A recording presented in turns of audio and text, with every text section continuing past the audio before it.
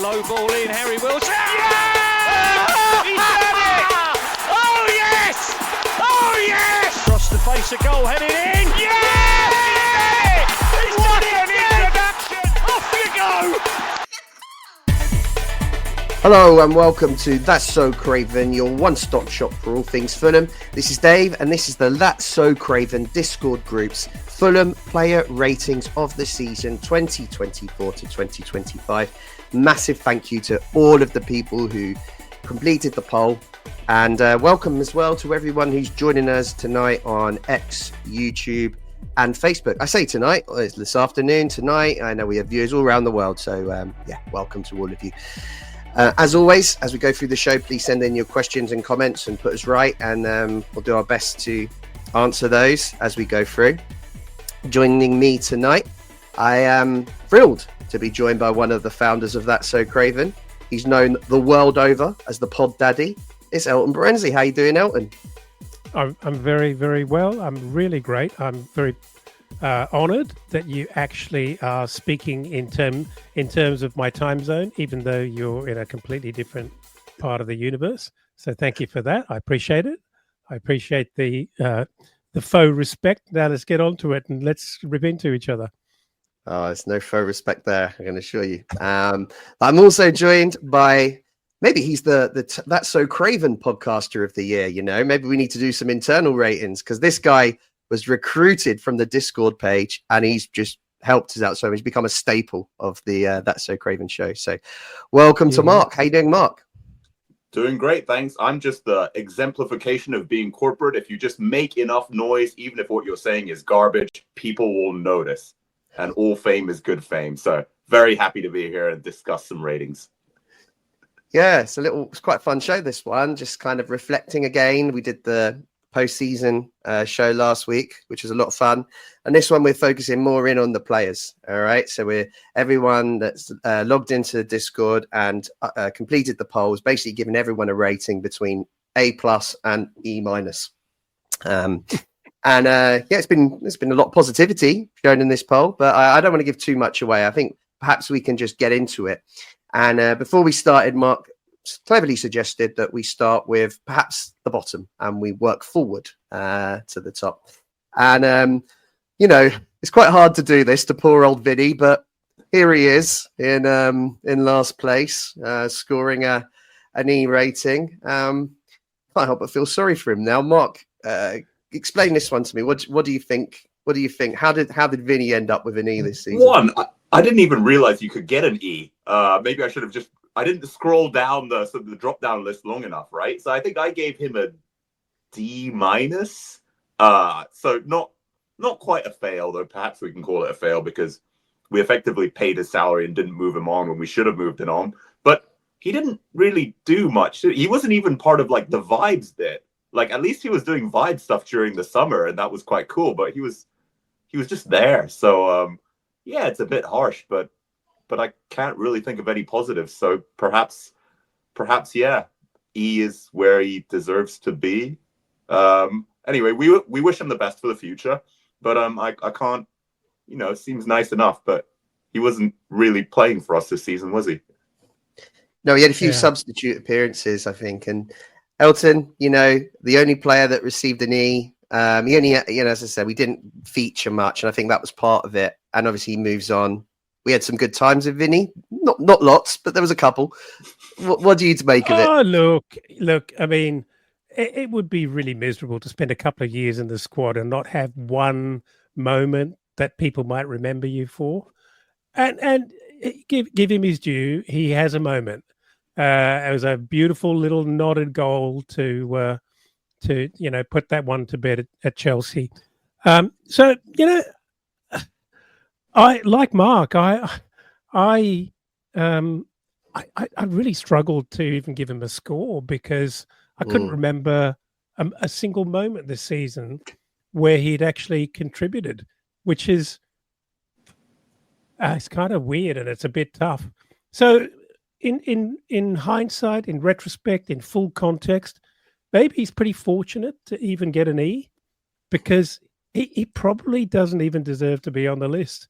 And not being personal, but he just hasn't hasn't contributed. I can't think of a player who's contributed less. Yeah, I mean, I think that pretty much says it all. We should probably move on from poor old Vinny. He didn't get the game time. It's not all his fault. Indeed, there is a player here that did get a bit of game time in the cups in the early rounds. Came under some criticism. Elton, he's finished second bottom with a D. Is Stephen Bender, our substitute goalkeeper. What do you make of this one? Well, you opened his description by saying there is a player here, and then carried on with to talk about Stephen Bender. And unfortunately for Stephen Bender, I think many people would debate that pretty hard, that there is a player here. Mm. And I feel a bit sorry for him, because I think there's such a discrepancy between the skill and capabilities of our first keeper and our second keeper. And I think we're missing a guy who sits somewhere in between Leno and Bender. And I think that exposes Bender rather unfairly. He's clearly got, almost no game time at all to speak of, no game time, meaningful game time. And that's not been a great thing for his career. And I think I think we're largely responsible for how that's kind of all unfolded as well. We, as in Fulham. So I feel a bit sorry for the guy. Look, he didn't fill us with a lot of confidence in some key moments. But he is not a man we can rely on to replace Bert Leno in a key moment. So it's very, very difficult to rate this guy in the context of our first team squad. And I think if it wasn't for a real lack of business focus in this area, he'd be really lucky to make the 25. Yeah, Mark, I think whereas Vinny had a lack of game time, which possibly contributed towards his rating, do you think the Bender's rating is more of a reflection of his performances in the Cup? And just on Elton's point as well, do you think that we need to strengthen in the goalkeeping area this summer? Oh, 100% we need to strengthen. And look, Chelsea have goalkeepers coming out of their ears, so surely we can pick one up for a bargain price there. I'm thinking Petrovic, but they have like 7 others. Bender, I want to fight his corner a little bit, which is unusual because I do think he's absolutely not ready. He pulled off some saves during the Cup games, but at the same time, to let in 16 out of 17 penalties against Preston, that's really poor. I mean, yeah, that's not what we can have from our backup goalkeeper. What I would like for him is a loan to a championship side, but like a really crap one. And why a really crap one is because his goal is going to get peppered, right? And I think this is how Nick Pope came good. He wasn't in the championship side, obviously. He was at Burnley. But he was at Burnley for a while, and he really kept them out of relegation season after season. And I think when you put a keeper in that situation, at least one season, but they're constantly getting shots at goal, then I think they're gonna sink or swim, right? So that's what I'd like for Bender. But to be frank, yeah, D. I think on my own personal rating when I submitted it, it was probably around a D plus. So yeah, it feels fair. Nothing. Yeah, I think he's just stepped into the backup goalkeeper role too soon for us. He's not ready to be a Prem backup goalkeeper. But yeah, any other thoughts, guys, on Bender? Maybe that's part of the problem. I think that the fact that he hasn't had any Premier League experience might be part of the problem. And it kind of gives people a kind of negative opinion of him already. So, you're right. He did make a few saves in some of those games, in the Cup games. And but yeah, I think what really sticks in the brain is that penalty shootout. He just didn't get near any of the penalties for Preston. And I think there's a lot of judgment on him at that time. And I think it would be sensible for the club to strengthen this area. I think we'd all be incredibly nervous if Leno ever got injured. So perhaps we move on from Stephen, and hopefully the club do address that in the summer. C's. So 2 players here. The player on the left is Martial Godot, and the player on the right is Harrison Reed.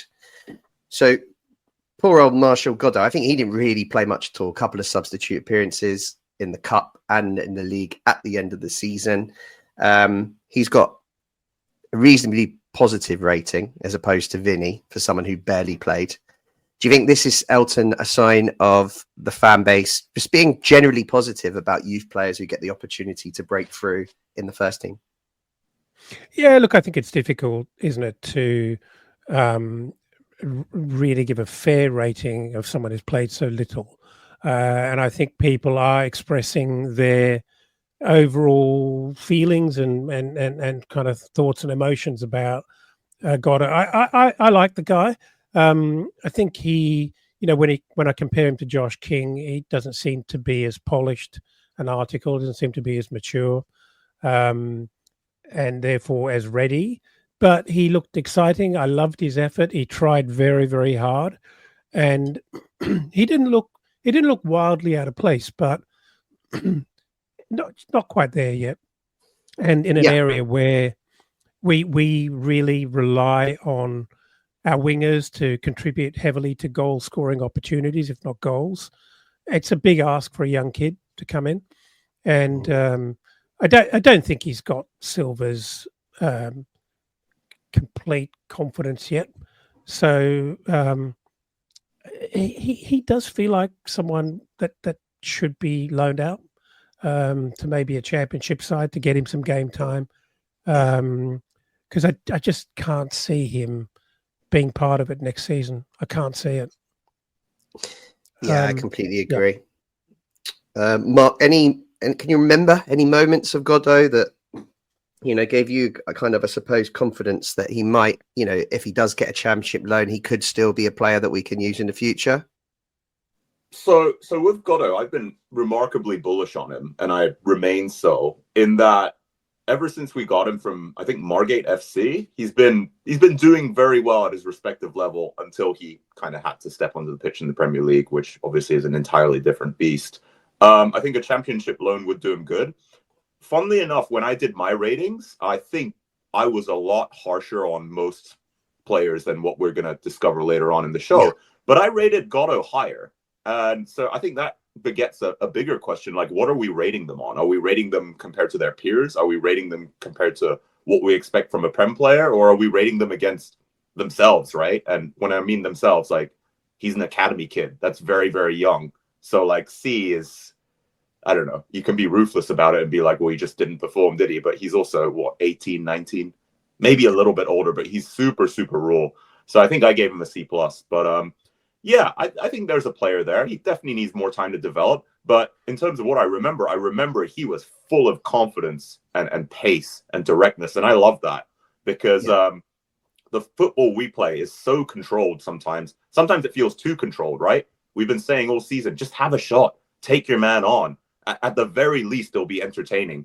But that isn't the sort of modern day football philosophy of like possession and controlling the game, sort of Pep style, right? So I'm positive on Godot. I think C is a little bit harsh, and I'm going to say the opposite about a couple of future players, but I think we need to give him time.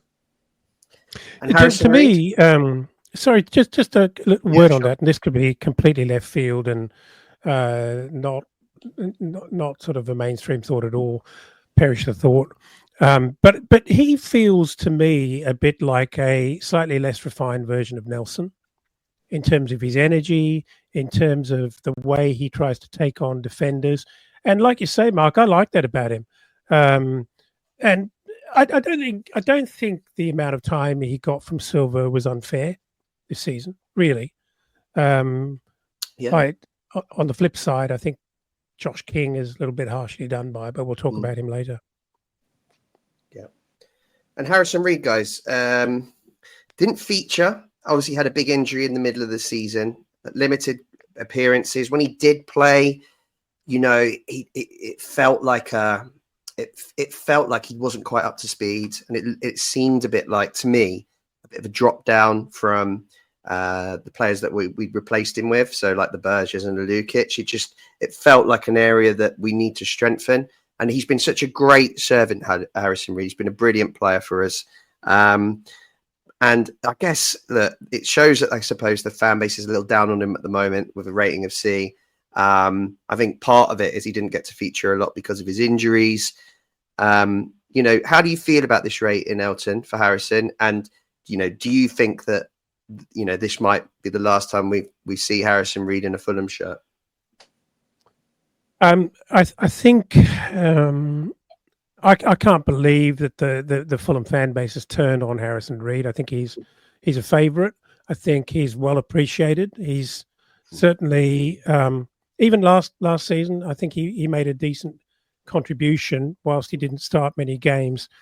He's really been hampered by injury, so he hasn't had a big impact. I also think that just in terms of the chemistry and the mix between Berger and Lukic and him as a backup, I think he struggled physically to play the role.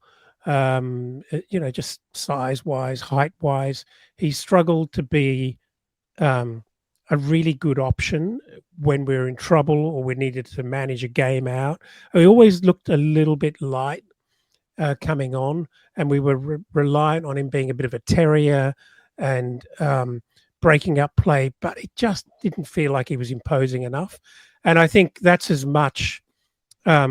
interestingly, it didn't feel like as big a problem when we had Chaupolinia, if he ever had to play alongside of him.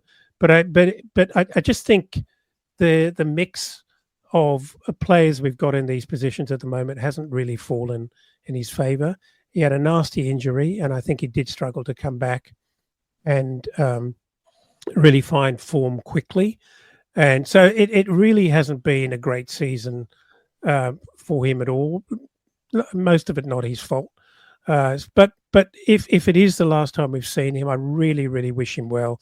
And I'm sure all of us feel the same way about him. He seems like a really good lad, and he seems like a manager's favourite because I think he's a real trier and someone who's highly dependable.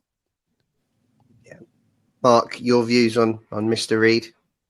Yeah, I mean, I'm pretty much just going to echo what Elton said. Great comment from Steve Reynolds, by the way, saying Reed to Burnley, possible reunion with Scott Parker, right? Because Elton's right.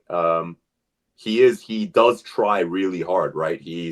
I think that's why he's got the nickname The Engine or something like that, a little engine emoji on Instagram, because he just keeps running. But he is a little light and he is a little scrappy. And with no disrespect to Reedy, because he has been such a great servant, I feel like maybe we've evolved beyond that in terms of the type of football we play, right? And we want to be a bit more possession heavy. We want to be a bit more attacking. And maybe that's just not the qualities that Reedy brings. But I also want to mention that he is one of those leaders in the dressing room, and he's always had positive energy. So I think the loss of Reedy is going to perhaps cut deeper than some fans realize. I've always liked him almost to try for captain. Maybe he's not quite there yet, but he was quite vocal. He does like G up the team. And I love that, right? We love to see players that not only put in 100%, but also want the players around them to put in 100%. So C, harsh, but perhaps fair. But, you know, he brings more to the game than just, you know, collecting balls. He's also a leadership figure, but yeah, we move on. Yeah, I think when I think of Harrison Reed this season, the things that spring to mind are his injury, which really knocked the wind out of his sails right in the middle of the season. I think it's the penalty away at Brighton in the last minute. Unfortunately, that springs to mind, which was a little sloppy. And remember, he nearly got a fourth goal against Liverpool, if I'm right. Alisson made a fantastic save in the second half to stop Harrison. That would have been a nice, if it was to be Harrison Reed's last season, that'd have been a nice goal to remember him on, but it wasn't to be. Coming in next, we move into the Bs, and at B-, I think rather surprisingly, Tom Cairney. Given the positivity that's been shown in the ratings overall, I was really surprised to see Tom at this level. And don't get me wrong, it's not been his best season. He at times has looked great, at other times he's looked, not quite himself. There's been a few sub appearances where he's been a little sloppy on the ball, which has been really strange to see. But he kind of at the end of the season, he really came good. And I don't know what to make of this rating, Elton. It feels, B's not a bad rating, of course. We have to look at it in that context. But just to see him so far down the list, are you surprised by that? No, I'm not actually. And I think it's ultimately, without any disrespect, I think it's fair. I think that sadly, and I can say this with great confidence because I know the feeling, but I think it's part of showing your age, really.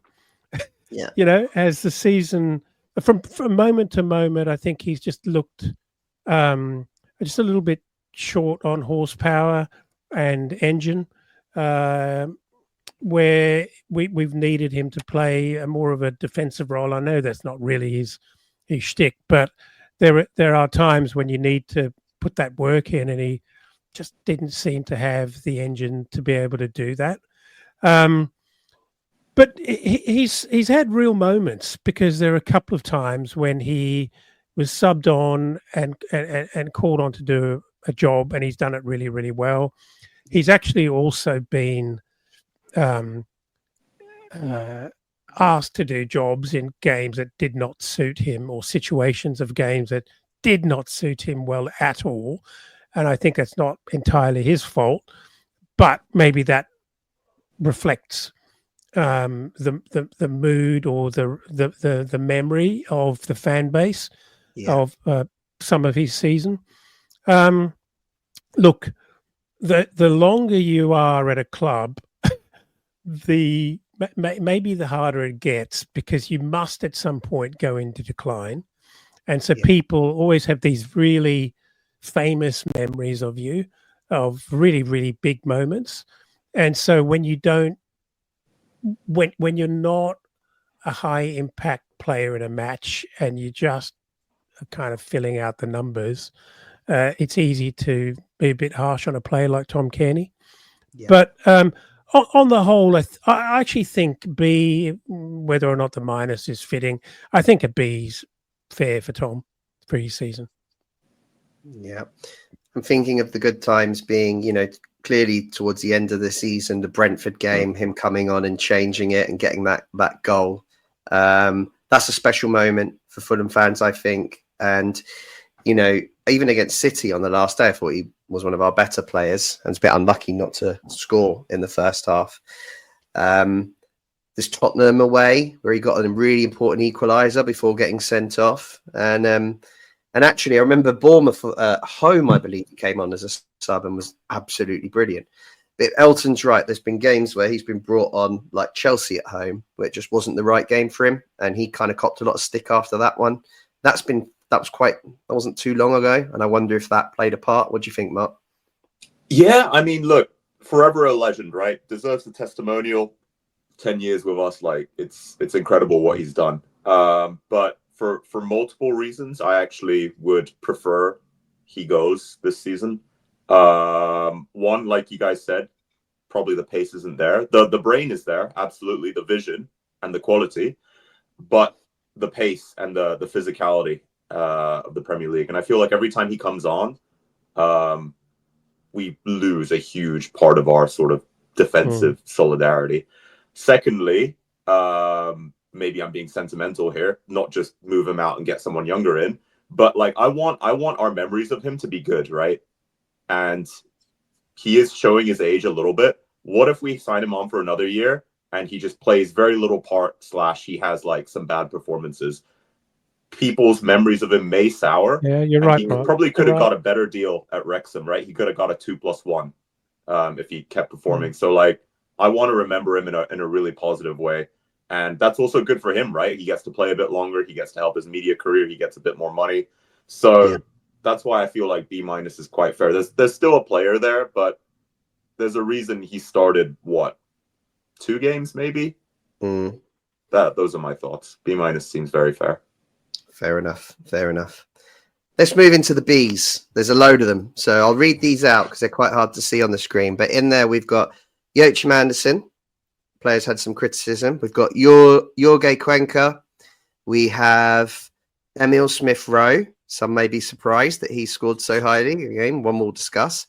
Raul Jimenez, Harry Wilson, Adama Traore, Reece Nelson, and Willian. So, where do we start here? Should we start with Joachim Andersen? Could I bump in real quick?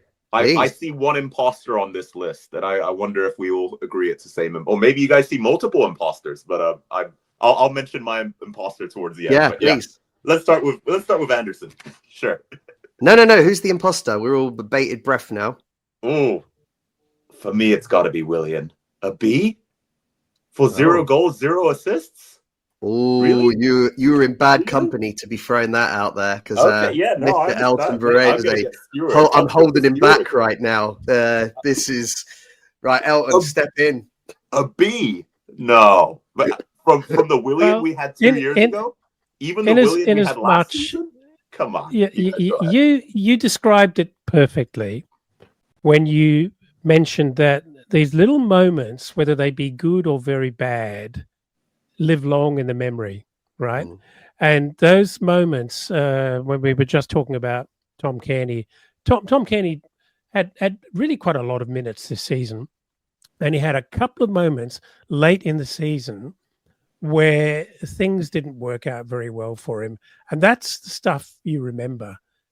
On the flip side, you get Willian, who really didn't have, a lot of game time, and he played half of the season anyway. He's only available to us half the season. But the difference with Willian is that he's got this evergreen genius about him, and he knocks the ball around. His vision is incredible. And I think that stuff affects people's perpetual impression of the guy. How can you rate him a D even if he got red carded twice? Which he didn't. But I think it reflects what people think of him as a player. He didn't have a terrible season. Yeah, sure. He didn't score a hatful of goals for us. But I think, he had his little cameos. If you're ever in a situation where you need to hold the ball against a skillful side, who else would you pick on your team than Willian? Because he can hold his own in a triangle. In my rose-colored glasses view, better than anyone that we have. Sure, if you're asking the guy to chase a ball in a 40-yard sprint against a 23-year-old, no. But for vision, for just kind of game leadership on the pitch, he's great to have around. Look, we're at the very end of it now, and I genuinely don't want to see him here again because it's finished, it's over.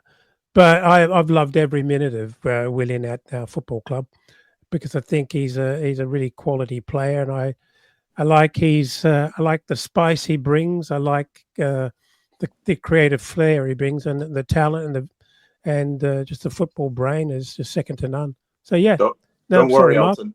He'll be our deadline day signing. He'll be the winger we need, so we're good. We'll see him again. As long as he doesn't have to do pre-season training, I'm sure he'll be. He might not live through that. It'll always be an option. So there's already some controversy here. Steve Reynolds has picked up on Joachim Andersen getting a B. Joachim Andersen was brought in for a lot of money at the start of the season. I think it was 25 million, if I'm right. 29 years old already now. So we were all quite excited. I remember doing a pod with Elton and Jack when we signed Joachim Andersen. We were all absolutely buzzing. Yeah. We all remembered what his performances in that relegation season where he was one of the bright lights, and to get him back and to partner him with Bassi, we just felt really confident. It started well, Elton. I think up until his injury, I think it looked like we were getting the player we all remembered, and then he came back from that injury and it just wasn't quite the same. And I think personally he got better towards the end of the season, especially defensively, but he copped a lot of stick. I mean, what do you make of the B rating? Do you think that's fair, or do you think that, it's a little high? I think I'm fine with the B. I think that's where he sits. I'm not a hater of Joachim Andersen. I think I'm very happy that we bought him. I think we bought him for a fair amount. His wages are high, obviously, so I think that draws some heat and attention when the form isn't great. I do think his injury played a really big part in the change of his form, as we discussed many times, or we mused many times on pods.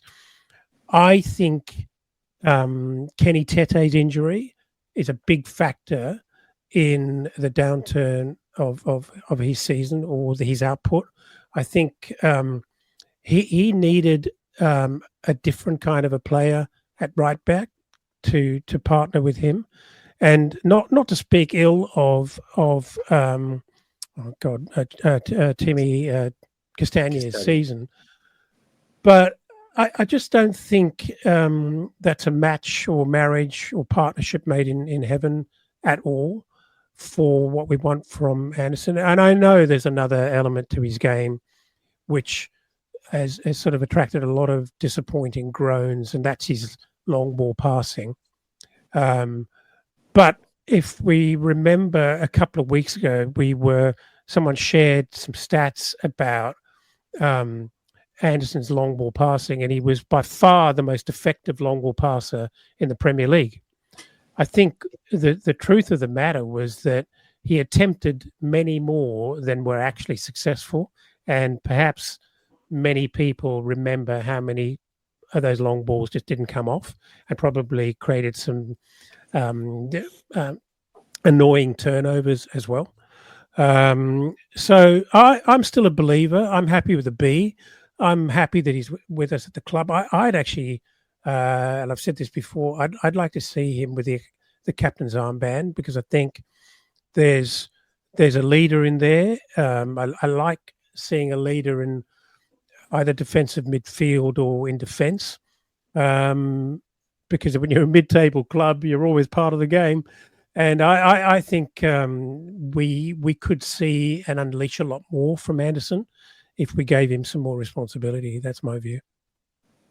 He also came, we all saw that his long balls when he came back from injury weren't quite as on point as they normally were and what we were used to. But in terms of at the end of the season, there's a few statistics came out that showed that he actually played the most forward passes from centre back. He was in the top 5 in Europe actually at bringing the ball out, and maybe we didn't acknowledge those that enough.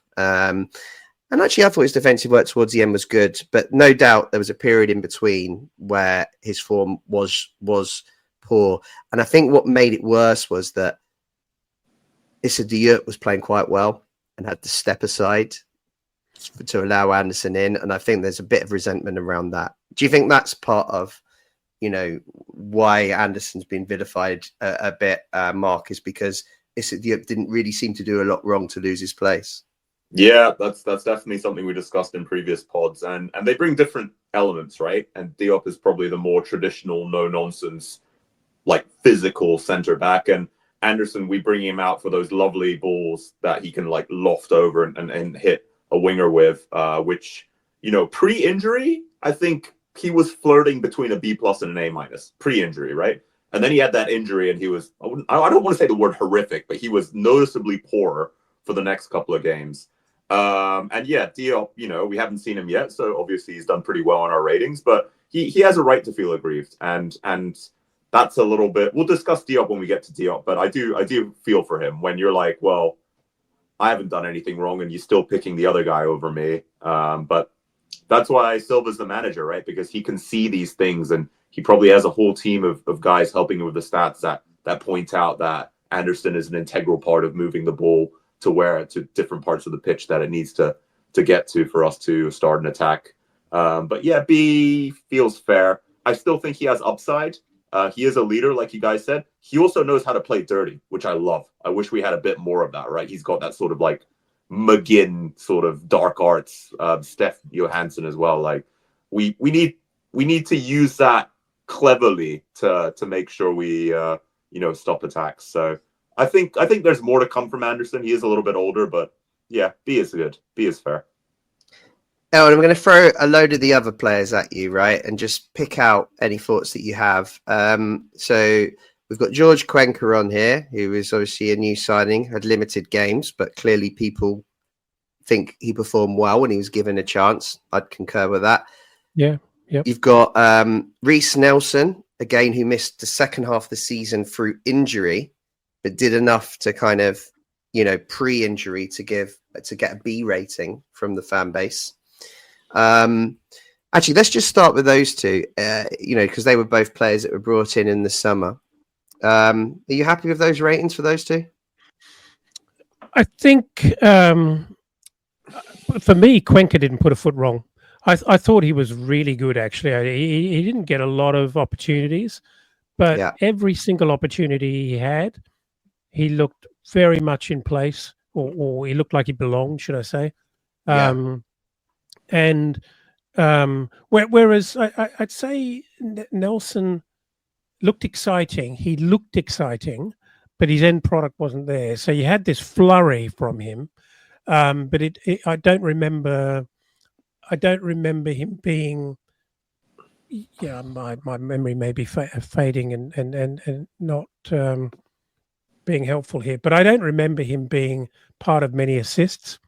So he kind of flattered to deceive in terms of activity levels and excitement levels, but he wasn't the full package. But Cuenca, by comparison, I think was incredibly assured on the ball, very, very calm. He's very good with the ball at his feet, and for a young guy, seems to have really good football IQ as well. I like him a lot, and I've seen some rumblings about him possibly being targeted by other clubs. I hope that's not true. I hope we see fit to keep him around, because I think he's a really good talent. Yeah, no, for sure. I'm with you completely for what it's worth, Elton. I think Cuenca deserves that rating. I hope we see more of him next year, although not at the expense of Bassi. We just need to figure out how we can manage two players of that quality. Reece Nelson, I think, was very exciting on the ball, but I have questions over his end product and his injuries, which is probably the reason why I would opt against signing him if I was the club. But, people obviously appreciated him to give him such a strong rating, considering only played half the season, which I thought was quite interesting. Mark, welcome to comment on them, but I'm also going to throw a couple other players your way as well. I'm going to throw in Harry Wilson into the mix, who's come with a B. And I'm going to throw in Adama Traore, right? So these are two players that play the same sides on the right wing. Harry Wilson's been part of some of the best moments of the season, I'd say, because he's been involved in a lot of derby goals. He's had injuries too. He's had a period where he wasn't even involved in the side at the start. But how do you feel about his rating? And then on Adama, I'm going to say he's got a B. 7 assists Adama got. Is he slightly underrated and maybe even a little underappreciated by the fan base? What's your view on those two? So Harry and Adama, I think, are fascinating in that they are almost the exact kind of player we want at Fulham, right? I don't want to be so harsh as to say a recovery project, but Harry Wilson, Liverpool Academy, Adama, Barcelona Academy, right? Or at least very briefly, for 1 year he played at Barcelona, right? So there's something there. There's clearly some sort of talent, pace, skill, whatever attribute that has propelled them into the respective academies of the biggest and best clubs in the world. But the end product, at least in Adama's case, wasn't there. Harry's given us some really great moments. But yeah, 7 assists for Adama. He does get to the byline. He does swing those crosses in. I wonder how much of it is Silva telling him to play that way. I hope we can see more out of both of them, even though Wilson has given us some great memories. But I think this is where they've had slightly different seasons. The moments we think of when we think of Harry is Harry against Brentford both times, right? And we're very, very positive about that.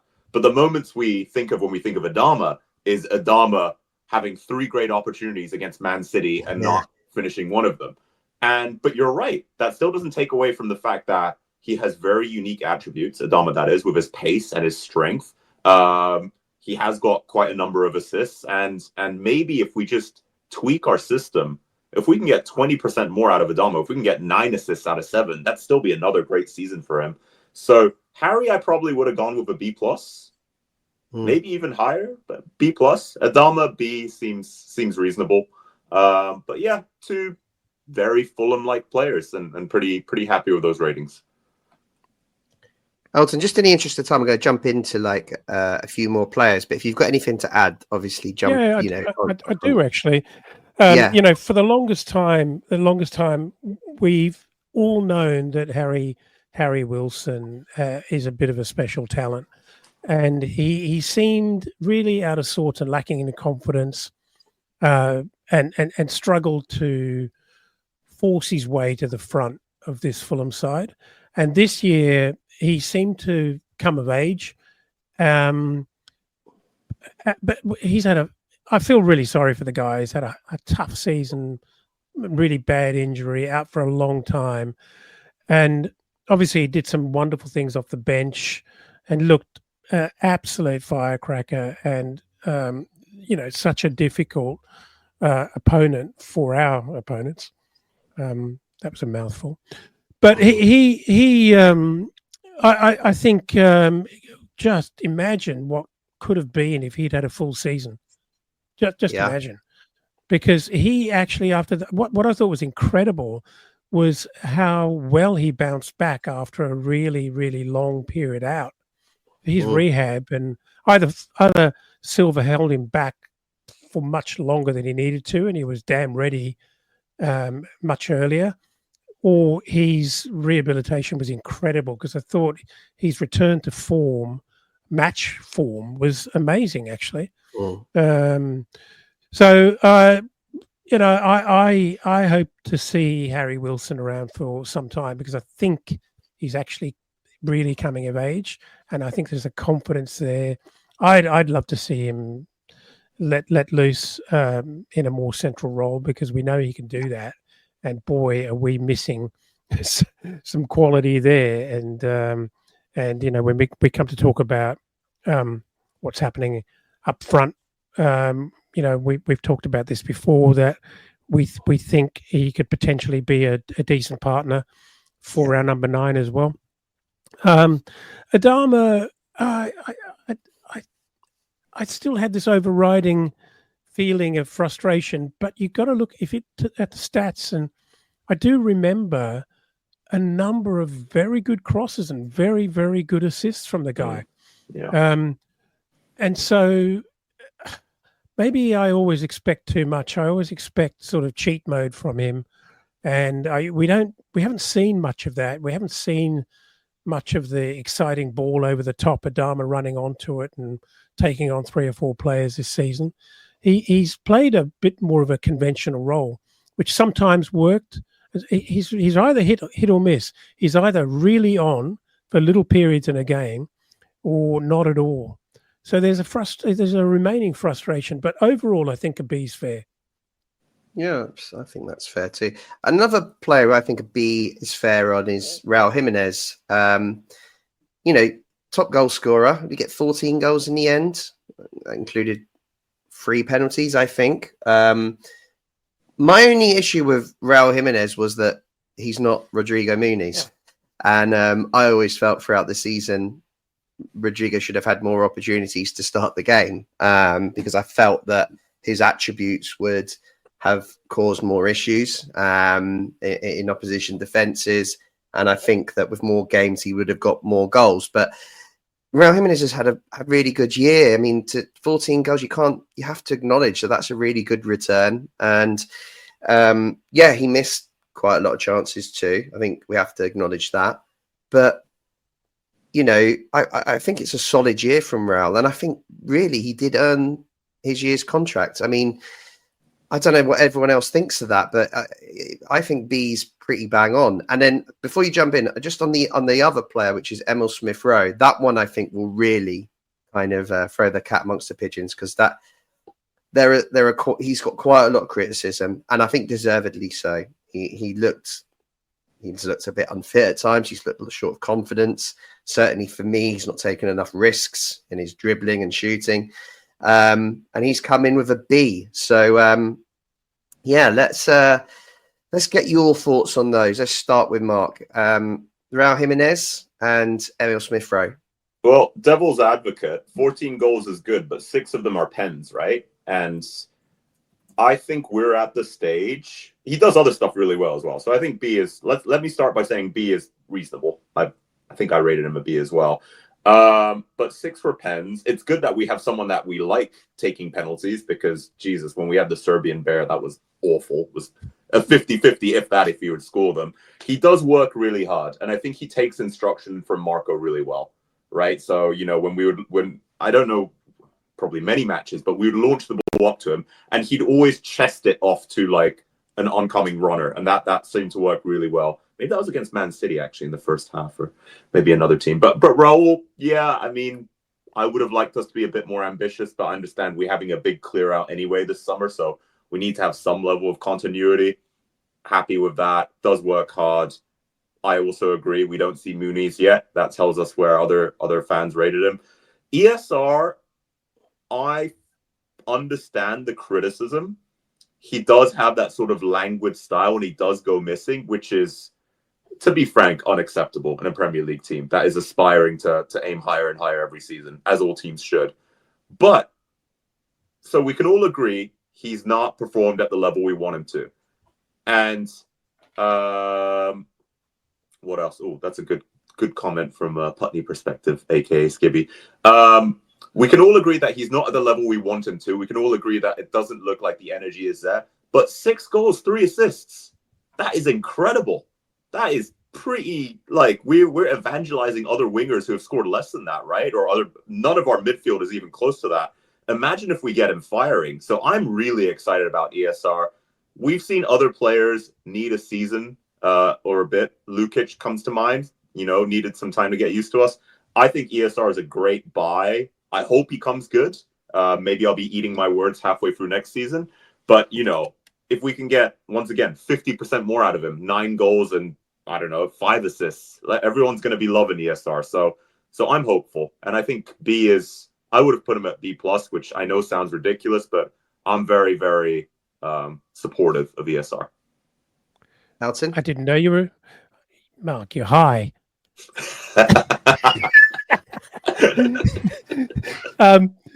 Yeah, let's start with ESR. I unashamedly rated him C-, and I thought I had to think carefully about even giving him that. And yeah, he started really well. He looked exciting because he is talented. But for me, and I've always complained about this in full context, I think, I understand the project. I understand, I get it. But I have always felt that for the share of the budget that he took up, I think we've got a really poor return, and I'm sticking to that. For those dollars, I understand. I understand the interest in the guy's skills, but I'm really worried, and I'm always careful about this because it would be easy to just pile in on the guy, but I'm actually concerned there are real problems there, and so I don't want to pile in, but I also don't want that to be Fulham's problem that we're stuck with because of how much money we've paid for him. I'm just not convinced that he will come good. I really, really hope he does, because I can see the talent. God knows we really need someone to perform in that position, but I'm just not convinced that it's going to happen, and I hope I'm wrong. Raul, he frustrates me. He frustrates me for a number of reasons. Yeah, sure, 12, 14 goals. I think it's 12. Yep, Sorry, I got that wrong. Yeah.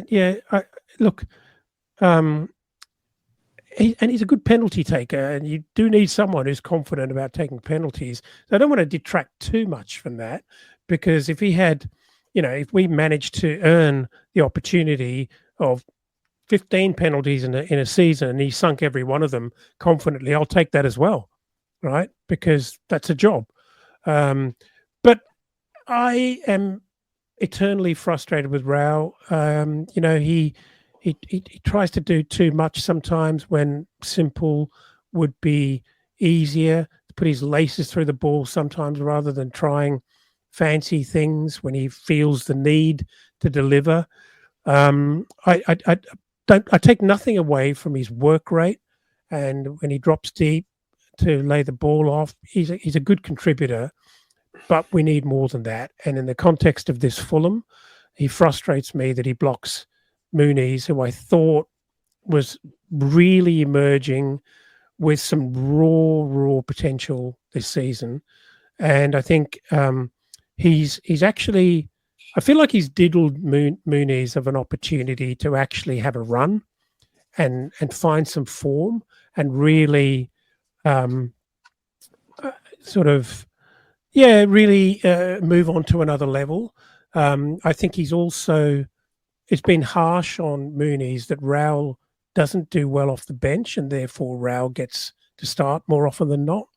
And because Muniz does seem to be able to play that role, he's stuck with the role of being on the bench. I don't think that's great for Muniz's career. I hope next season, we see something different. But I'm just not sure that Marco, if Raul is around, I can't see there being great changes in the dynamic between Raul and Muniz, and I think I'm a little unhappy with that. Yeah, I totally hope that's not true. Right, let's just in the interest of time, we'll move on to the B pluses. We've got loads of players still to talk about.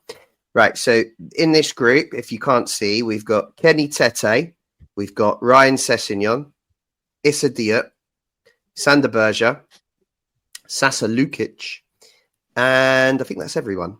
Yeah. So let's start with Kenny. B plus. Now, I think my biggest issue with this is not so much Kenny getting a B plus. It's I suppose I don't want to get into Timothy Castagna vs Kenny Tete just yet, because we haven't seen what rating Timmy Castagna's got, but it boggles my mind how we could be talking about Kenny Tete first. That is one of the biggest anomalies I feel with the poll that we've just done.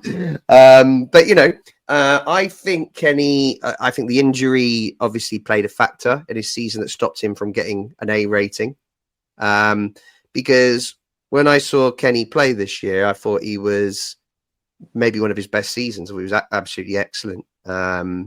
Maybe he's not doing as much going forward as he did a couple of seasons before, although he's still got a couple of assists. But defensively, I think he's as good as ever. And I'm just praying that he signs a new contract. Guys, so anyone else from this list you wanted to have comment on? So we've, as I say, I'll just repeat them again now. Kenny Tete, Ryan Sessegnon, Issa Diop, Sander Berge. Oh, I missed Andreas, which we'll have to talk about. Sasa Lukic, Josh King. God, there's a ton of people in here. Where do we start here? Well, look, let me chip in. I think Kenny's had a frustrating and really difficult season, actually. I thought he was really, really good before he got injured. Not terrible once he came back, but I think it was kind of too late. I think we really missed him, because whilst Timothy Castagna had a incredible season in terms of the role he played and the pillar he held up, but any day of the week I'd pick a fit Kenny Tete to start over Timothy Castagna. And I mentioned before, I think he really affected our chemistry in our back four. And so for that reason, I missed him there. But I think B's probably about fair because I think he just didn't play a full season. Bit harsh. I think he probably deserves an A- because I don't think he did really put a foot wrong. Issa Diop, I want to talk about him. He's a funny one. He's a very whilst he hasn't done anything wrong, he's a pretty one-dimensional player, which some might argue that's what you need in terms of a centre back. But I don't know if I'm comparing him to Joachim Andersen. I think I'm always looking for a player that has multiple facets, and I don't see Issa Diop as a player with multiple facets. Yes, he's solid, but let's also not forget that Issa Diop is the man that is kind of famously always quoted that he always has a mistake in him. I didn't see that too many times this season. To be fair, that was more last season from him. He didn't get that many opportunities, but good for him. He's won himself a B. Josh King deserves to. Are we moving on or? No, please. Continue. Josh King. I really like this kid, and I'm a little bit frustrated that he didn't get more of an opportunity. But I think he's so exciting, and I think every crumb that Silva threw him, he absolutely took full advantage of, and I think he's done so well every time he's got an opportunity that there's no way you're keeping this kid out of the squad next year.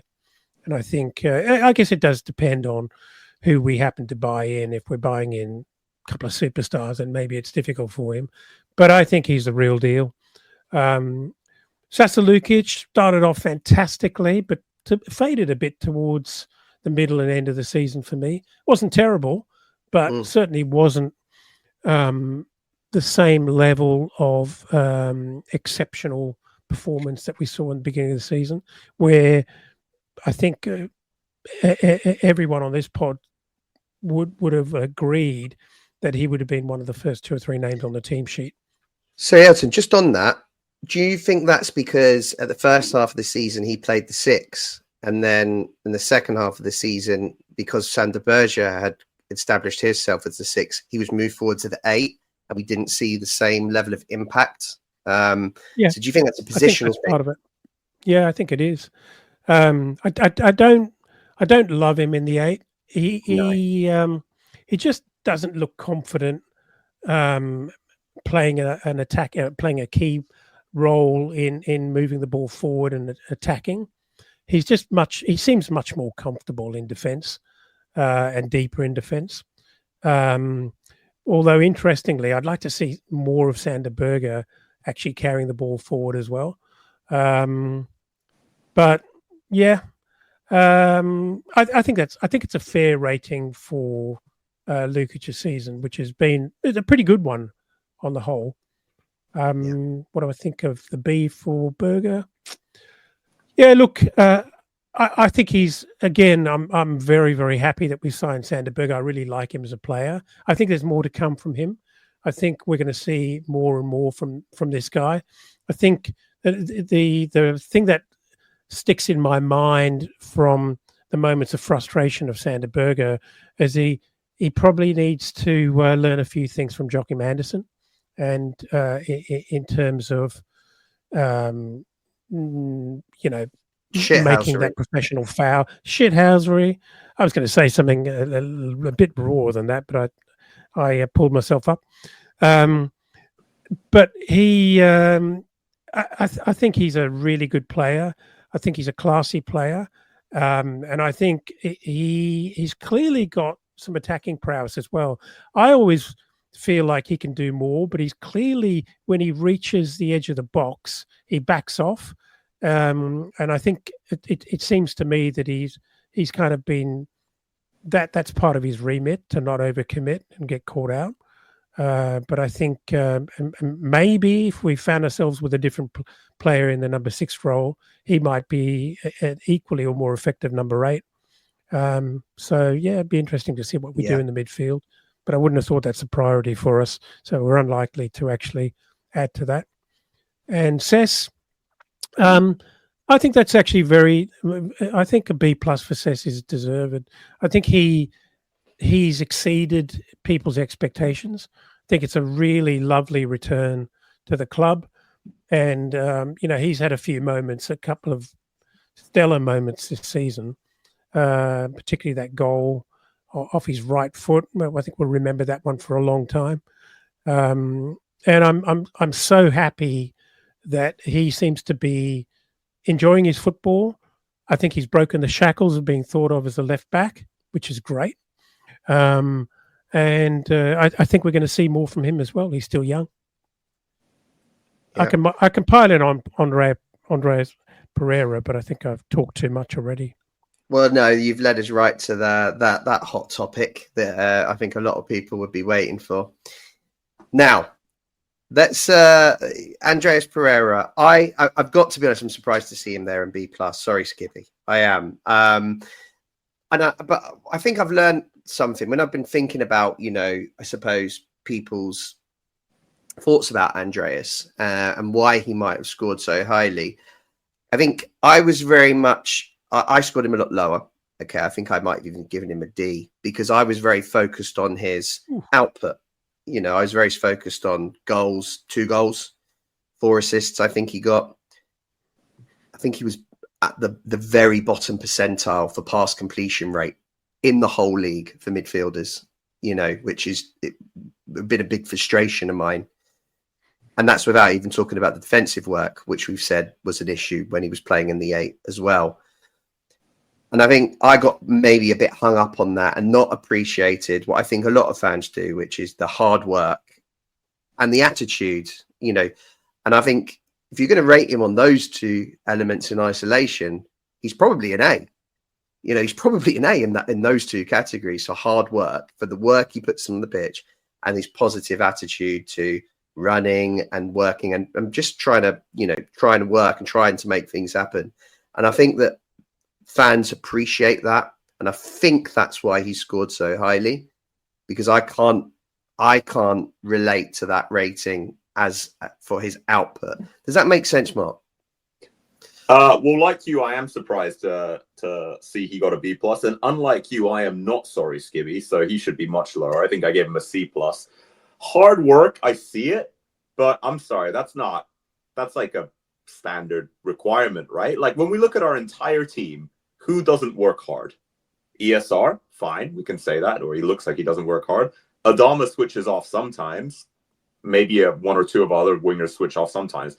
But everyone in the team works hard, right? Just because Andreas looks like he works hard, that doesn't really cut it for me. I think the interview really did him some damage. Yes, he recovered well from it. He took a bit of stick and he came out, so credit there where it's due. But for a guy that probably spent half the season in the 10 and took, 90% of all corners and free kicks, 2 goals and 4 assists is not it. And if we manage to absolutely con some team into giving us 30 million for him, that is brilliant. Now, maybe the system doesn't work in his favor, but and I'm not trying to be an Andreas hater. I see the talent is there. I'm not saying he's useless, but he's either been used wrong, which we can see when he was in the 8, and just the output isn't there. And that's why, maybe to some people's surprise, I was so bullish on ESR. ESR, with arguably a not great attitude and not great fitness, gave us 6 goals and 3 assists, versus Andreas with a great attitude. And come on, he is probably Silva's favorite player, and he got 2 goals and 4 assists. That's just not where we need to be or want to be. So I think that rating is very, very generous. Do you want to add anything to that? I definitely do, because I probably struggle to articulate it, but I feel the need to support him because of the hate, but I feel he's maligned, and I feel he actually is unfairly, harshly considered. ESR was never asked to play in the 8, God forbid. And so to actually have opportunities in the 10, you are more likely to be part of an assist or a goal. I felt sorry for AP playing in the 8, and Marco persisted with that for such a long time. Not because I thought he believed sort of indelibly that that was his best position, but I just think he didn't have enough options. While Sander Berge was not part of the mix, he persisted with AP in the 8. Didn't work out at all, and I think it didn't do much for his confidence. In terms of his set piece taking was poor overall for sure. I'm talking about dead ball here, not necessarily only corners. But in terms of our effectiveness as a team from corners, I think that needs such a lot of work, both the way in which we defend them zonally and the way we set up to actually try and score goals from corners. I think we're poor. Sure, if you compare him to, some of the best corner takers in the league, he's certainly not consistent enough. He's got the ability, but he's inconsistent in terms of whipping those balls in. And we also do suffer from the fact that we've got one right footer that takes corners from both sides, which, is never going to be as effective as having someone who can swing the ball in from the right hand side as well and whip it in. Look, he has been inconsistent. I totally agree with you that his work rate is incredible.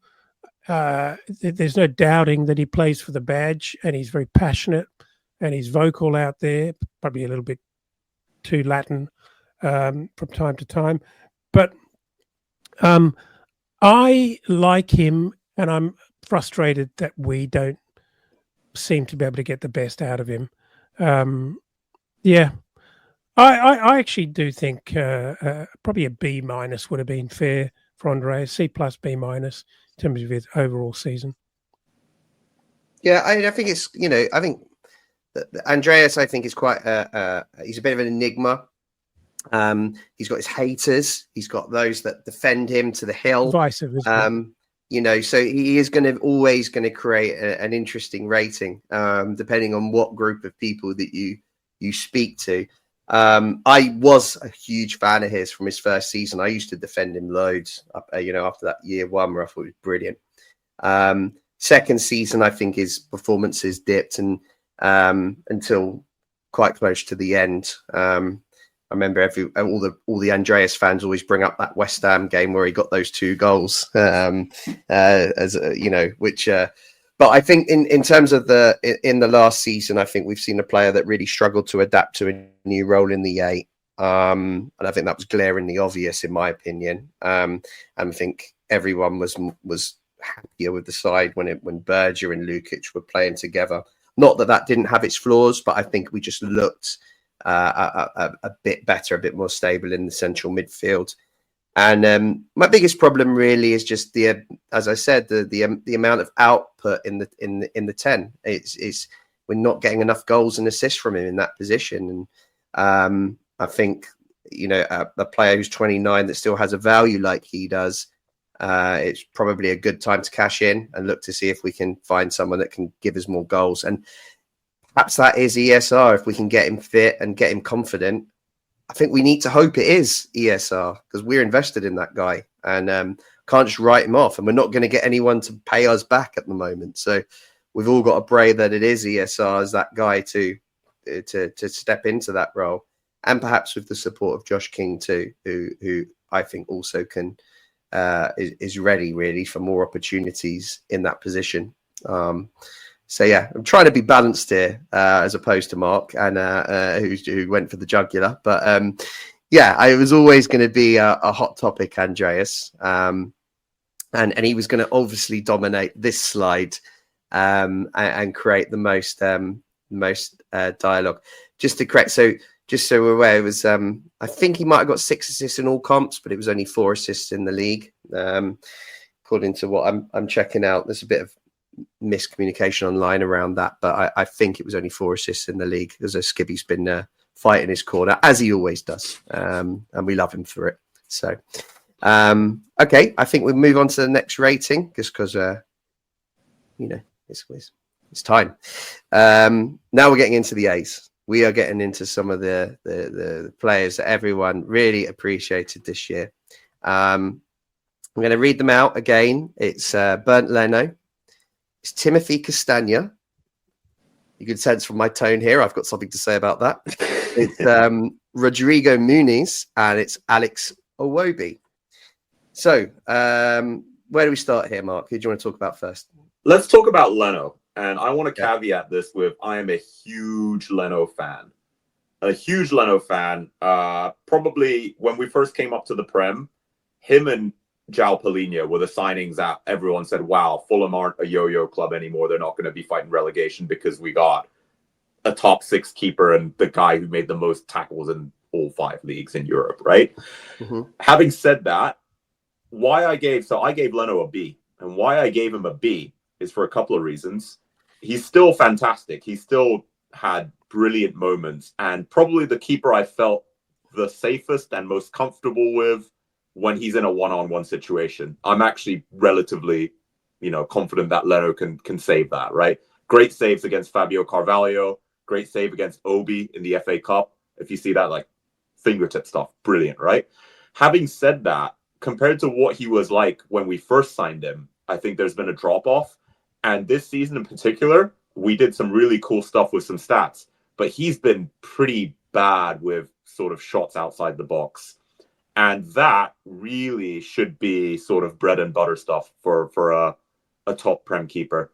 I mock this guy endlessly. I call him Flappy Flecken, right, for Brentford. The reason why he's one of the top rated goalkeepers is because Thomas Frank plays a system where they allow opposition attackers to shoot from outside the box, because those should be statistically the lowest XG chances. And then Flecken just laps those up, right? He saves them over and over again because he's mildly competent, even though he has wrists like limp toast. But anyway, but he saves those shots. But for some reason, Leno hasn't. And so that's why I can't really give him the A-. Maybe a B+.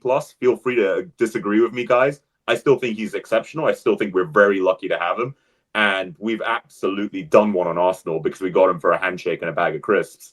But this is not, in my opinion, the same Leno as last season or 2 seasons ago. And he's got to be doing much better from outside the box. Well, I'm not sure I entirely agree with this, because I think there's outside the box and there's worldies from outside the box. And we've been on the receiving end of a few of those. I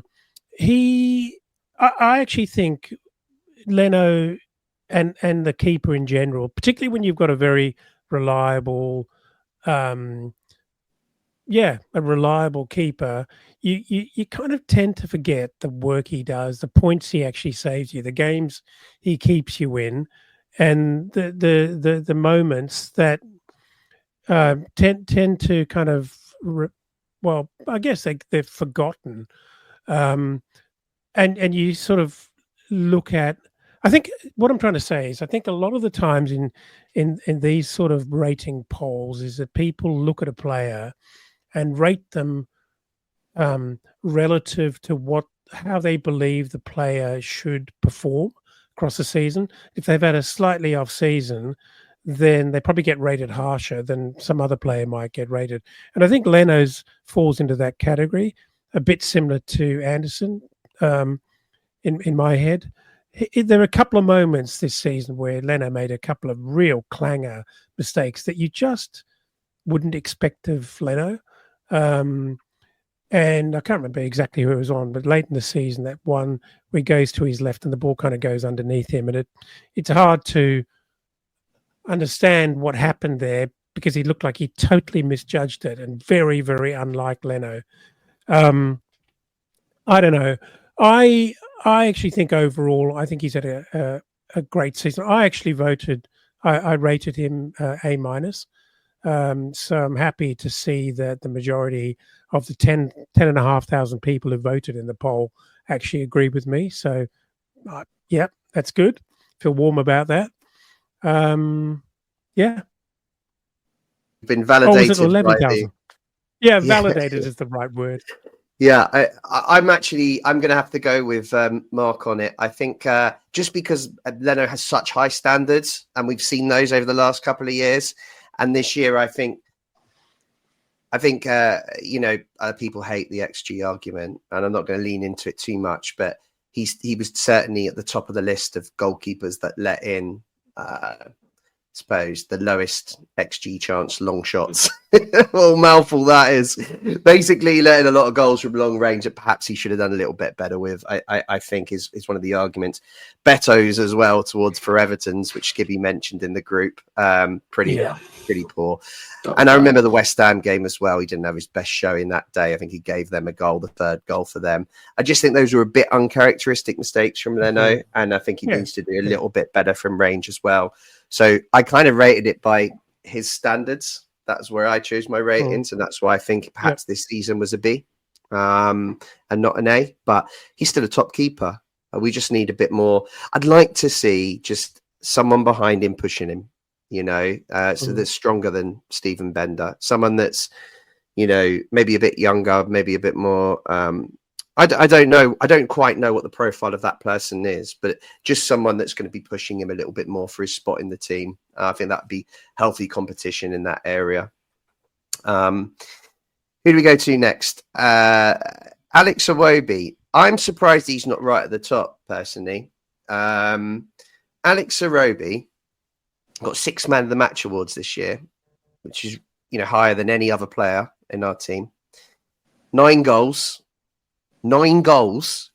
and 6 assists, I think.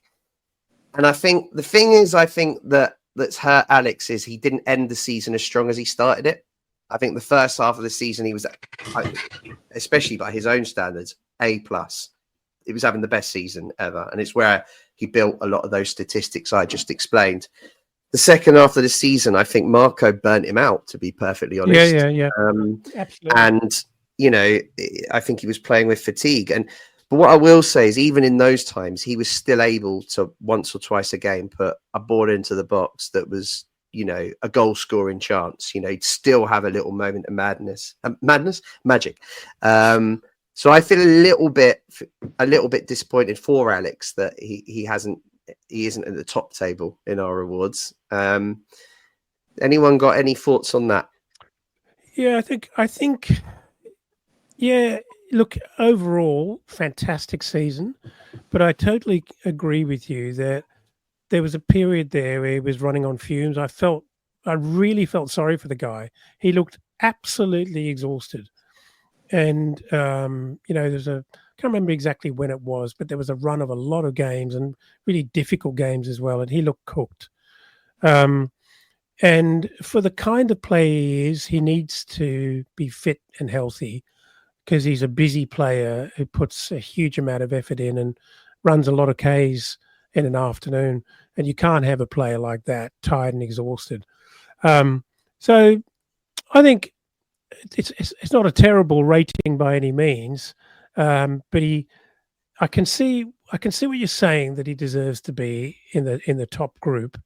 But I think overall, not unfair. Where I think he suffers is that he probably doesn't have enough quality players around him to give him the rest and the kind of the rotation that he needs for us to get the most out of him.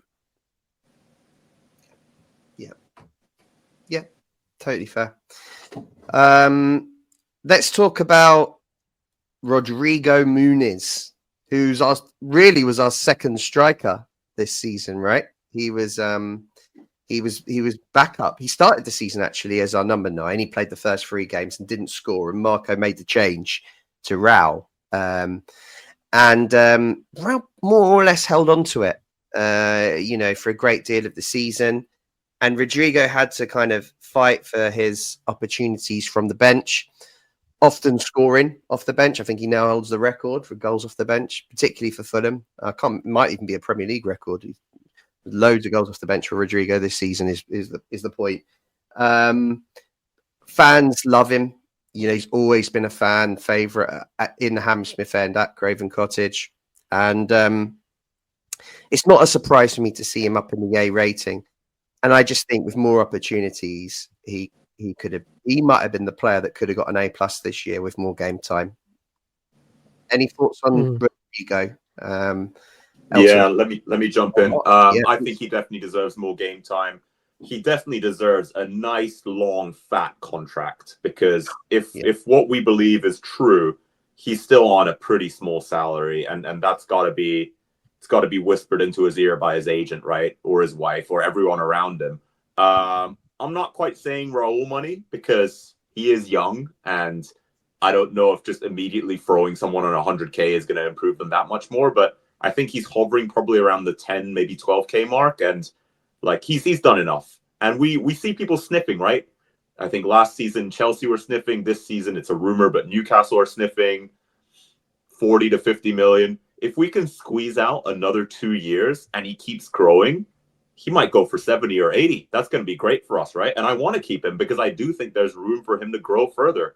He just needs a bit more trust. And what you guys mentioned earlier about Raul's presence possibly stifling his progression, that's a real worry, right? And it's got to be whispered in his ear again by his agent. They're not paying you a lot, and if you're gonna be a bench striker this season for Fulham, why not be a bench striker for a top 6 team playing Champions League for better money, right? There's only upside there, so we need to really give him assurances that he will play and give him more money and make him feel. I think he is loved and respected by the fan base, but perhaps not by the Fulham hierarchy and management.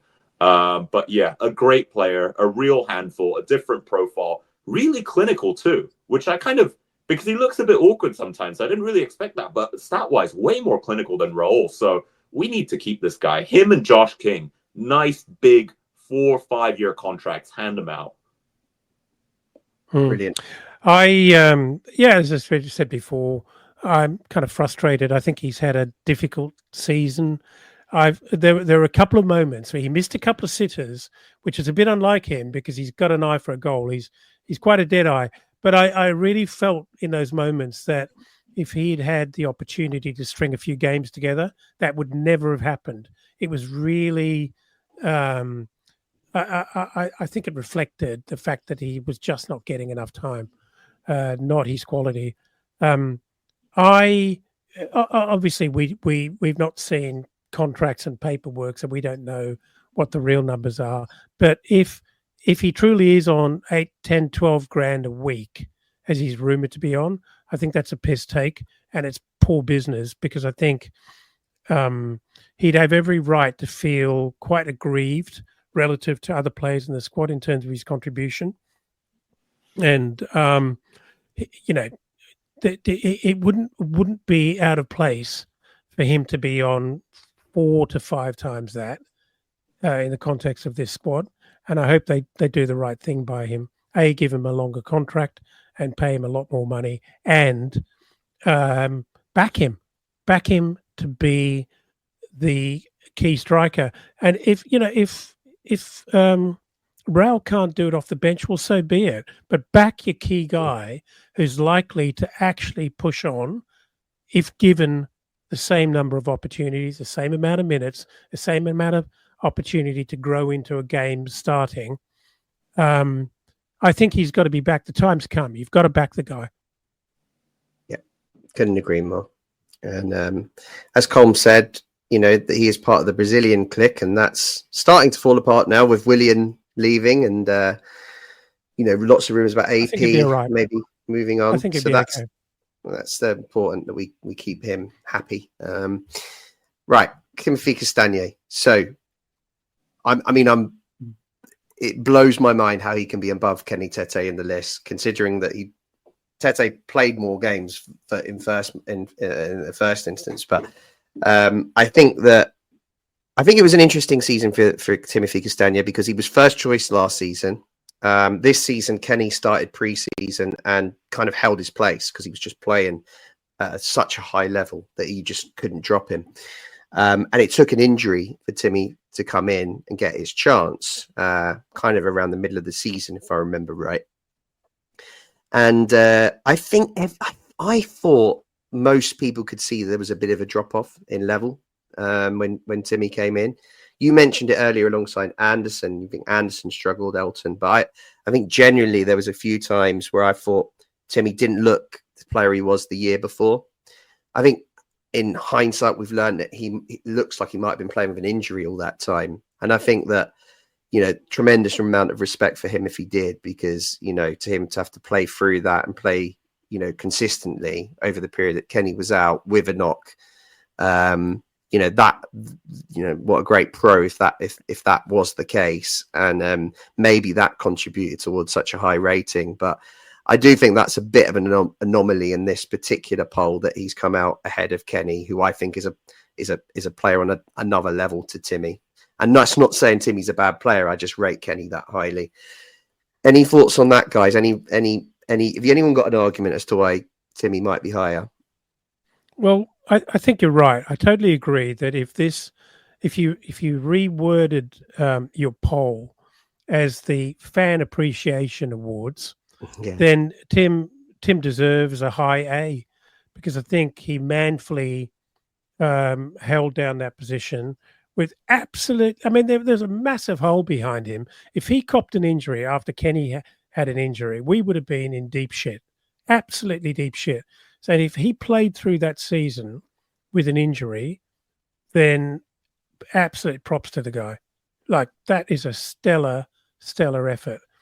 And I don't think I'm not saying he had a bad season, but I'm with you. Kenny Tete is a next level player as far as I'm concerned. He's exciting one-on-one. I love to see Kenny Tete against the top 3 or 4 sides and really take those wingers on and match them. He's exciting. He's smart. He's gutsy. He stands his ground. And he's a very different player to Castagna. So yeah, I think if he gets his A, he gets his A minus for appreciation, as far as I'm concerned. No.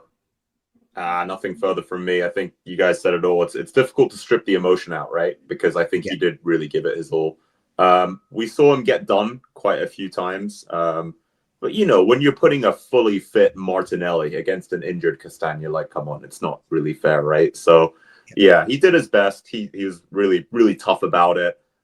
Yes, I agree. On both fully fit, both ready to go, Tete is the better defender. But I think maybe that's the fan appreciation, like you guys said, that really bumped him up. Yeah. And now for the A's. So, the 2 highest rated players from the That's So Craven Discord group this season. Don't think it's going to be a major surprise, but it was Calvin Bassey and Anthony Robinson. Maybe it's a slight surprise that Calvin's on the same level as Anthony Robinson. I don't know. Maybe that's what we're going to debate now. Anthony Robinson, as we all know, was carrying an injury towards the end of the season, and I think it was noticeable that his performance dipped. But fully fit Anthony Robinson, 10 assists, first half of this season, probably the best left back in the league. Is there any arguments to that, guys? No. But I actually think, I still think of Robinson for all that he does going forward and the assists that he's part of. I still, from time to time, there's a mistake. There's a faltering in him. I thought Calvin Bassey was absolutely exemplary this year. I thought he was aggressive. I thought his leadership, his leadership qualities are coming through as well for me. The couple of times he's just carried the ball forward. He's run it. Defenders, probably caught himself out of position a couple of times as a result of it. But I don't think anyone begrudged him of kind of getting carried away and thinking, "Fuck it, I can take these guys on." Yeah. And there were a few moments of absolute strength and just bullying people off the ball, throwing, wingers off the ball, which we all love to see. He's a wonderful player, and I love his spirit. I love that he's at Fulham, and I think he's the top player as far as I'm concerned out of these two. He's right on top. I got to jump on that. Yep, everything Elton said and more. Probably he's made one or two mistakes that we've overlooked or something like that, but he has it all. He is a battering ram. The way we love to pass the ball and move it around, I think he confuses the opposition team because he's just running at them and they're sort of moving off to screen the other passing avenues. And he just keeps running and just keeps breaking lines by himself. He's so physical, like you said. Christian Romero thinks he's a big guy, a tough guy. That guy got flung like 6 meters when he tried to take the ball off Bassi. And because he's so strong and physical and a great guy, we don't recognize the skill as well. He's done people when they try and take the ball off him. He is a complete package. I hate to say it, but the other teams are absolute mugs if he keeps going on this trajectory and they don't put in a bid for him, a 50, 60 million bid, then they don't know what they're missing. I think he's absolutely worth outstanding. that. I think he's worth that. He's really, really bloody good. Yeah, no, I think he was the most consistent player throughout the season. And I think, he's probably got as strong a competition as any other player in this squad. And we barely saw Cuenca. I think we've all said when the limited opportunities we saw Cuenca, he looked fantastic. But how can you drop Calvin Bassey, who's just so solid? And as you said, he's got all of the attributes. He was a good 7.5 out of 10 to 8 out of 10 every week. He did make the odd mistake, and I think you're right, Mark. I think that that there was a few times where sloppy clearances, if I remember right, ended up in goals, which we have to acknowledge. But that is going to happen over the course of 38 games, even to the best defenders. So. Yeah, I think he deserves to be in the A ratings. I think Jedi, might have hit the A+ this year if he hadn't got that injury, if he'd have carried on that high level, and maybe come away with 15 assists instead of 10. He might have hit that A+, but he definitely did. No fault of his own. His performances did fall back a bit. He wasn't able to be as dynamic as he normally is when he was playing with that injury, and I think that he's right. It's right that they're both kind of up at the top of the list. There's no doubt about that. So that was it. That was the player ratings. I saw Steve Reynolds asked a little while back. He said, "Did we rate Silva? We can't remember." He couldn't remember. We didn't rate Silva, but I think it would be a good little opportunity now, perhaps, if we did, because clearly just important as a player, if not more so as the manager. And you have to remember this is our record point season. It's technically our best ever season in league football. If you judge that by points, and I think we've pulled off some amazing results against big clubs, Chelsea, Liverpool, Tottenham. We've Newcastle, double over Newcastle. We've had some amazing results and moments this year, and Silva's really been the biggest part of that. Not to say, however, there isn't flaws. So I just wondered, what your guys' views were on that, and where on those, where you stand him, I guess, against his standard of in previous years, and where, how he's done this year compared to other seasons. Mark, do you want to go first? Sure. Great idea from Steve Reynolds on rating the manager. Perhaps you guys are going to think this is quite harsh, given it was our record point total, but I'm going to give him a B+. And why I'm going to give him a B+ is he does a lot right? Like you said, beautiful memories, double over Brentford, double over Forest, but they're not really that good. Double over Newcastle. And famous wins against Chelsea and Liverpool. Held Arsenal as well, 1-1. So we've done well there. Now, my reasons why I can't give him an A is the substitutions have gotten better, but they're not always on point, right? For every time we've had a great substitution and we've come back and won a game being behind, we've also thrown away many leads. Putting Tom Kearney on against a Chelsea that was already in ascendancy is madness.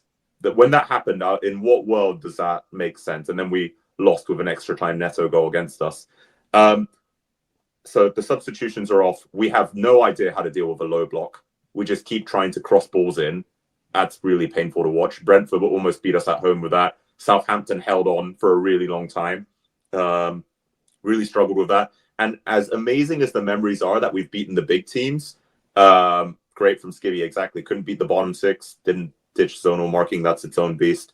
But yeah, everyone, this is a season where we should have been where 4-star or higher. We got 1 point from 4 matches against West Ham and Man United. You can't give a manager an A- or higher for 1 point from this season. I know all other seasons, West Ham and Man United are big clubs and they're difficult to beat. But this season's Man United and West Ham, and we get 1 point out of 4 matches, that is horrendous. That's really bad. So we're predictable in attack. We can't beat a low block. The substitutions were off, and we need to beat the lower. It's great beating the big teams, but I'd rather lose to Arsenal and beat West Ham than bloody get 1 point from Arsenal and lose to West Ham. The maths just work better that way. So that's why I give him a B+. I think that's a very, very good summary, Mark, and I struggle to argue with any of that. And I think it was Skibby that put some comments in the live chat, which I think are also very, very much on point. There's some frustrations in his game plan in terms of the way we defend set pieces. Zonal marking just seems so shit. We're just one of the worst at that. I think in terms of not only the low block against those dogged, shitty anti-football teams, but also, think about the number of points. I think we're the league leaders of losing games and therefore points from winning positions. It's got to be something in that in terms of game management. You could argue that if you had a Pep Guardiola bench, then you can always react to things happening within a game. But there's got to be something in that in terms of the number of games we've lost from a leading position. And I think Silva either has to, it can't be the starting 11 because you've scored a goal in those situations, but then somehow you lose it and don't have the ability to fight back. So is that a preparation? Is it a squad mentality? Is that, I don't know what that is, but I can never talk about Marco Silva without discussing what I think is the greater problem, and that Marco, unlike players who we can always rate to their potential, I think Marco's potential as a manager is capped and bookended by the resources that he's given as a manager, and therefore the ownership of the club. And Dave, I love to butt heads with Dave on this one because Dave always comments on the actual dollars spent by our owners, which is generous compared to the amount of money I spend every year on football players. But in terms of Premier League and what it is to own a Premier League club and have a vision and have an ambition to be a top Premier League club, I think Silva actually is a manager that needs more resources, because I see Silva. If my one wish for Silva, New Year's wish for Silva, New Season wish for Silva, is that I want him to be braver, because I think he digs in. He has a plan A, sticks to plan A. He backs guys like Raul, which I think is very conservative. I think he's smarter than that. I think he's got the tactics, but I don't think he has the confidence or belief. And in order to be braver, I think he needs more resources. I just think he needs a better squad to bring out the best in Marco Silva. So, look, greatest ever aggregate point score. There's something in that.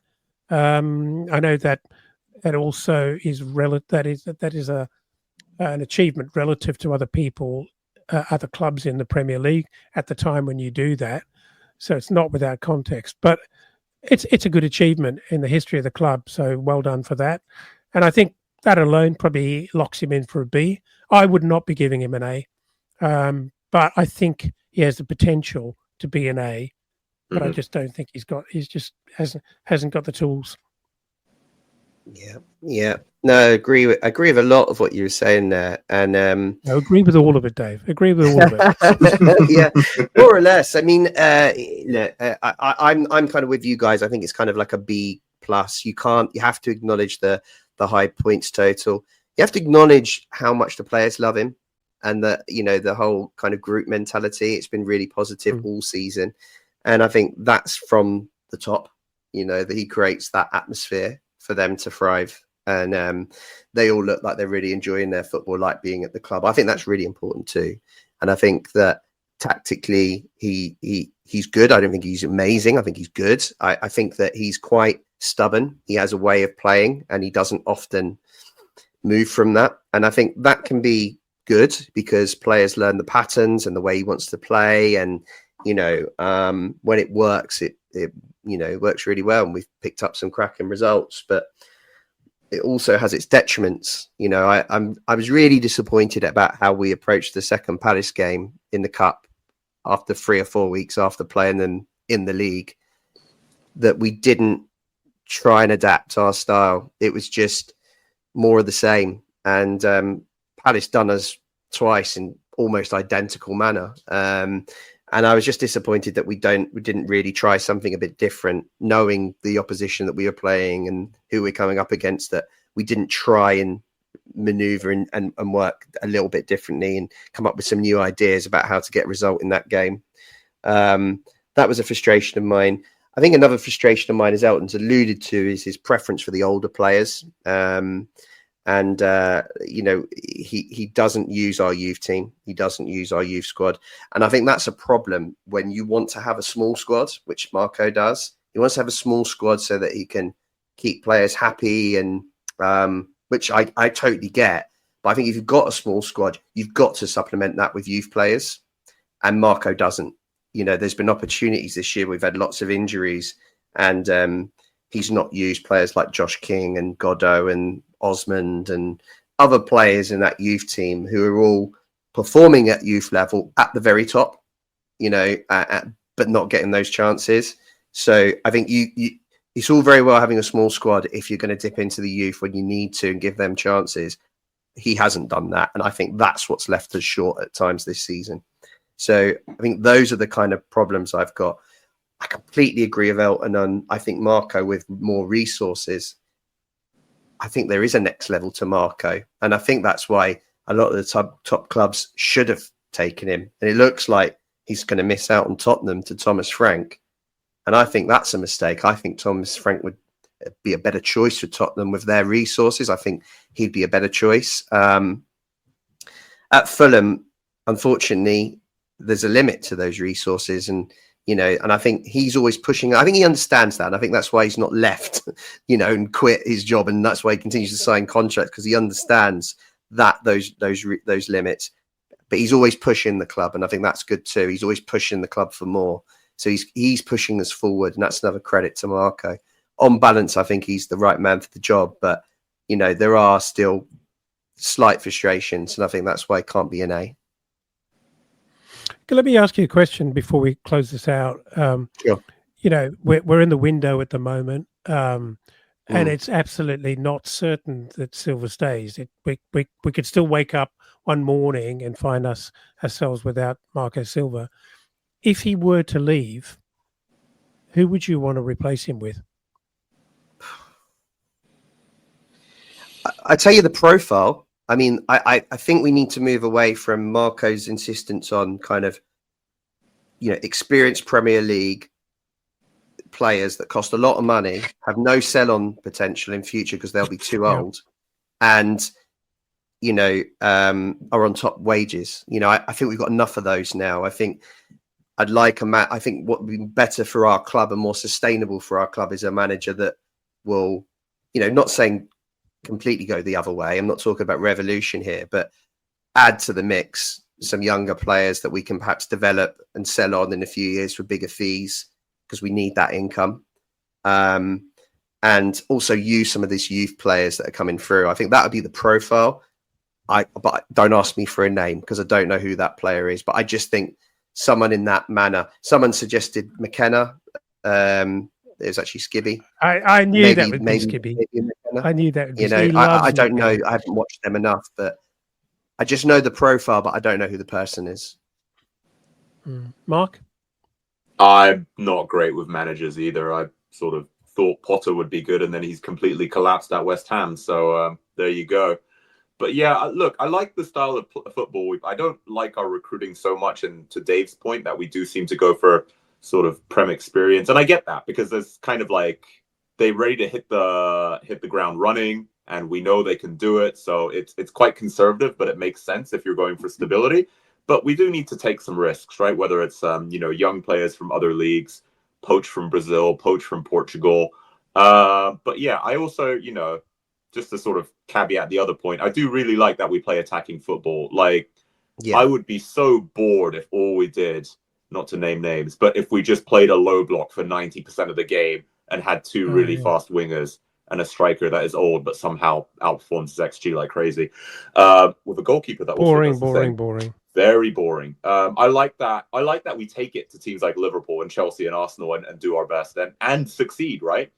There must be some level of skill and tactical acumen that the manager has if he can take a much lower squad value and, to be frank, a lower skilled team and have them beat a Champions League team, right? It can't all just be luck, as the media would have us believe. So, yeah, I'm happy with Marco. I hope he signed a new contract. Someone similar to him, but like you guys said, maybe willing to play favorites a little bit less and take some more risk with youth. I think that would be really cool. Yeah, I do actually think, I don't know that much about him, but what I do know of him, I think Skibby's mechanical is actually quite a good one. But I think Mark has got the brains. I just want him to be braver, but I want us to create an environment where he can feel braver, because he knows he's got the firepower and therefore got more in his war chest. Anyway. So there we go. We've nearly hit 2 hours today. This has been an almighty That's So Craven episode, but it always will be. Player ratings, there's plenty to talk about. And as we said at the start, it's been great that everyone contributed to this. And it wasn't just, us guys giving the ratings out. Actually, it was everyone who joined our Discord group, clicked the link and voted. And it's a great group. Please join. We're still building that community. And we're still going to be doing shows over the summer, maybe not quite as regular, because there's clearly less to talk about over the summer and everyone needs a break. So, but we will be on from time to time as and when things happen. And we've got a show coming up in 2 weeks' time on the 22nd, Sunday, the 22nd. We are doing the That's So Craven quiz, which speaking for myself, that's one of my favorite shows that we do. It's a lot of fun, that one. And Mark, it'll be your first quiz this year. So, everyone's getting involved. We should see all of the Barenzi family. We should see Skibby back. We should see Townsend as well joining us. So, it'll be a real fun, that one to look forward to.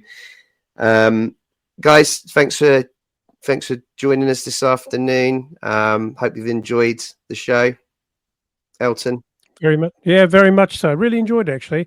It's been a couple of weeks since I've been on, and a little bit of distance and space between the end of the season, which sort of fizzled out. And I probably would have had slightly different views on some of these players if you'd asked me on the Sunday or the Monday of the end of the season. But with a little bit of space and time, I think it's a good moment to actually reflect on the season that we have. So I really, really enjoyed chatting about it. Thanks, guys.